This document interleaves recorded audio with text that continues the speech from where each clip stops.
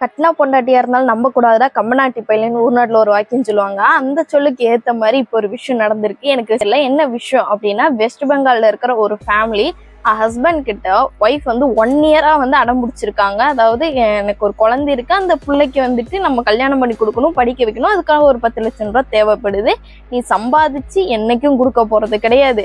So நீ உன்கிட்ட 2 kidney இருக்குல்ல, அதுல ஒரு கிட்னி மட்டும் நீ வித்துரு, நான் ஒரு கிட்னி இருக்குல்ல அதனால நீ வாழ்ந்துப்ப, அந்த ஒரு கிட்னியை மட்டும் வித்து நம்ம குழந்தைய வந்து கரையேற்றிக்கலான்னு அந்த புள்ளதான் முட்டாள்தனமா சொல்லியிருக்கு. அப்படின்னா இவரும் வந்துட்டு ஓகே பொண்டாட்டி சொல்லிட்டா, பொண்டாட்டி சொல்ல மீறாதவன் தான் புருஷன் அப்படின்ற மாதிரி 1 வருஷம் கழிச்சு அவ அடம் பிடிச்சதுனால போய் கிட்னி வித்திருக்காரு.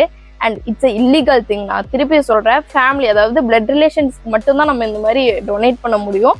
இது போலீஸ் கேஸ் எடுத்தாங்கன்னா முதல்ல இவரை தூக்கி உள்ள போடணும்.